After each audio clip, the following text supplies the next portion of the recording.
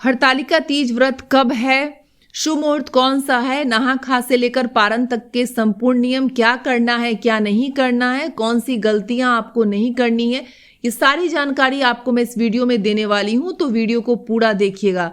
Hello friends, आप सभी को आने वाले हरतालिका तीज की बहुत सारी शुभकामनाएं। हरतालिका तीज भादो मास के शुक्ल पक्ष की तृतीया तिथि को मनाई जाती है। तो इस बार हरतालिका तीज 26 अगस्त को है। इसके पहले नहा खा आता है जो 25 अगस्त को है और पारण आपको 27 अगस्त को करना है। तो सबसे पहले आपको तीज के पहले नहा खा करना है। तो नहा खा 25 अगस्त को है। नहा खा का नियम ये है कि आपको उस दिन शुद्ध सात्विक भोजन बनाना होता है, लेकिन भोजन बनाने के पहले आपको नहाना होता है, आपको बाल धोने होते हैं, हेयर वॉश करना होता है। तो उस दिन सोमवार का दिन है तो कोई प्रॉब्लम नहीं है, आप अच्छे से हेयर वॉश करके शुद्ध होकर के उसके बाद आप किचन में जाएं और शुद्ध सात्विक खाना बनाइए। उस दिन आप बैगन, मसूर का दाल, लहसुन, प्याज बिल्कुल मत बनाइए। आप कढ़ी बना सकते हैं, चना का दाल बना सकते हैं, अरवा चावल का खाना बना सकते हैं। तो ये सारी चीज़ें आपको नहा खा के दिन करनी होती है। नहा खा के कल होकर के तीज होता है, तो तीज की सुबह में आपको सरगी करनी होती है। सरगी के लिए आपको 2:45 में उठ जाना चाहिए, क्योंकि 3 से 4 के बीच आप सरगी कर सकते हैं। 4 बजे के बाद आपको कुछ भी नहीं खाना चाहिए। तो सरगी में आपको फल फूल, फ्रूट्स, जूस, चाय, ग्लूकोज, ये सारी चीज़ें पीनी होती है। आप जूस भी पी सकते हैं। अनार और मौसमी का जूस बहुत अच्छा होता है, आपको प्यास कम लगती है और आपको दिन भर एनर्जी भी देता है। आप नारियल पानी भी पी सकते हैं। कुछ लोग किशमिश भी खाते हैं, क्योंकि ऐसा माना जाता है कि किशमिश खाने से प्यास कम लगती है। इस तरीके से 3 से 4 के बीच में आपको अपनी सरगी को फिनिश करना चाहिए। 4 बजे के बाद आप कुछ भी नहीं खा सकते हैं। इसके बाद आप चाहे सरगी करने के बाद तो आप आराम कर सकते हैं, सो सकते हैं, या घर का काम कर सकते हैं, या फिर जो आपकी डेली पूजा होती है वो आप कर सकते हैं। तो जब आप पूजा करते हैं तो आपको संकल्प लेना होता है कि ये व्रत आप निर्जला कर रहे हैं या फ्रूट्स खाकर कर रहे हैं। देखिए, वैसे तो ये व्रत निर्जला किया जाता है, लेकिन जो लोग नहीं कर पाते हैं, जो बहनें नहीं कर पाएंगी, वो लोग फ्रूट्स भी खा सकती हैं, जूस भी खा सकती हैं, या जो लेडीज़ प्रेग्नेंट हैं उन्हें भी जूस वगैरह पीना चाहिए, नारियल पानी पीना चाहिए। जो प्रेग्नेंट है स्पेशली मैं उनके लिए बोल रही हूँ। लेकिन जो लोग नहीं है और जिनसे निर्जला व्रत हो जाएगा, उनको निर्जला व्रत ही करना चाहिए। तो पूजा का जो शुभ मुहूर्त है सुबह में, वो है 5:56 से लेकर 8:31 तक, और प्रदोष काल शाम के समय है 6:01 से लेकर 7:31 तक। तो जो लोग सुबह में पूजा करना चाहते हैं वो 5:56 से 8:30 तक कर सकते हैं, और जो लोग शाम में प्रदोष काल में करना चाहते हैं वो 6 बजे से लेकर 7:30 तक कर सकते हैं। वैसे इस पूजा में हम लोग शंकर भगवान और पार्वती माँ की पूजा करते हैं, तो प्रदोष काल में ही शंकर भगवान की पूजा करना अच्छा होता है, ज़्यादा शुभ माना जाता है। तो जब आप पूजा करते हैं तो संकल्प लीजिए कि आप निर्जला व्रत कर रहे हैं या नहीं, या फ्रूट्स खाकर करते हैं। और आपको पूजा करने से पहले 16 श्रृंगार करने होते हैं, क्योंकि ये पूजा पति की दीर्घायु के लिए की जाती है, पति के लिए की जाती है। तो आपको अच्छे से सजना संवरना होता है। आप अपनी शादी की जो आपकी साड़ी है, चुन्नी है, वो सब कुछ पहन सकते हैं।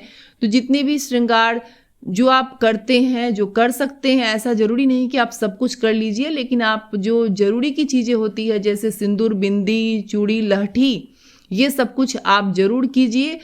खास करके इस पूजा में, तीज की पूजा में लहठी का बहुत महत्व है। तो आप कांच की चूड़ी की जगह लहठी पहनते हैं तो ये बहुत शुभ माना जाता है।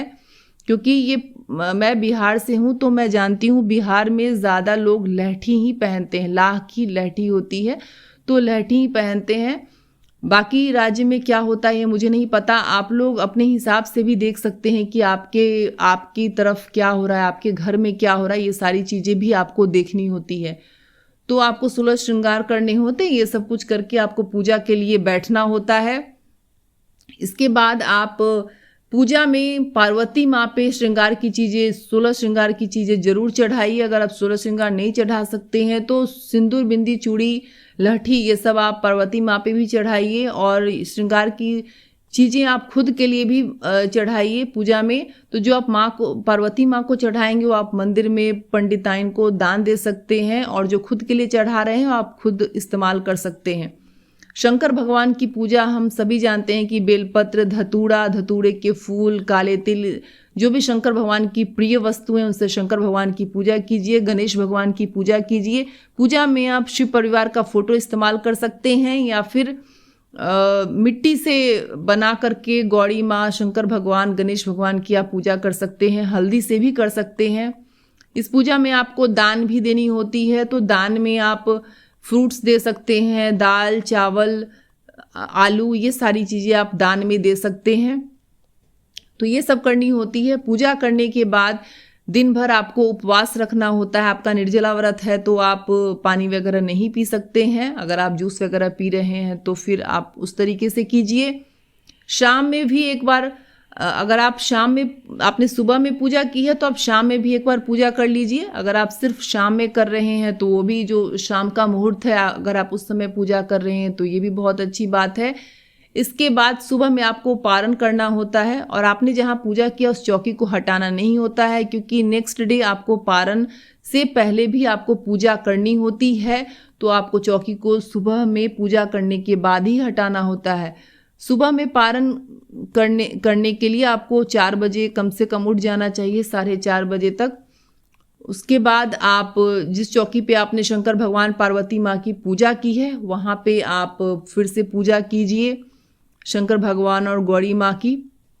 जो भी दान की चीज़ें हैं वो आपको छूनी होती है। दाल, चावल, गेहूँ, फ्रूट्स, वो सब आपने रखा है। सारी चीज़ें आपको नहा करके, शुद्ध हो करके और नए कपड़े पहन के, आप जब तीज के दिन पूजा करती हैं उस दिन भी आपको नए कपड़े पहनने होते हैं, और जब आप पारण करती हैं उस दिन भी आपको नए कपड़े पहनने होते हैं। अगर नए कपड़े नहीं है तो साफ़ सुथरे कपड़े जरूर होनी चाहिए। लेकिन तीज की पूजा में नए कपड़ों का बहुत महत्व है, तो आप कोशिश कीजिए कि आप नए कपड़े पहने।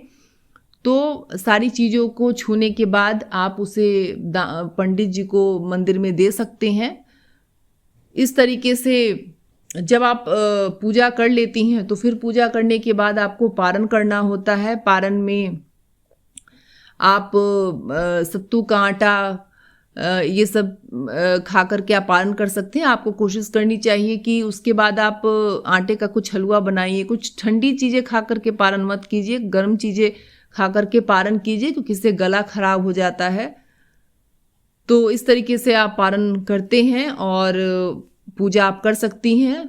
पूजा का शुभ मुहूर्त मैंने आप लोग को बता दिया है। 26 अगस्त सुबह 5:56 से 8:31 तक है, और प्रदोष काल शाम के समय 6 बजे से 7:30 तक है। तो ये पूजा का समय है। आई होप आप लोगों को ये जानकारी अच्छी लगी है तो और भी ऐसी जानकारी के लिए मेरे चैनल को सब्सक्राइब कीजिए। मेरे ब्लॉग्स को देखने के लिए चैनल को सब्सक्राइब कीजिए। ओम नमः शिवाय।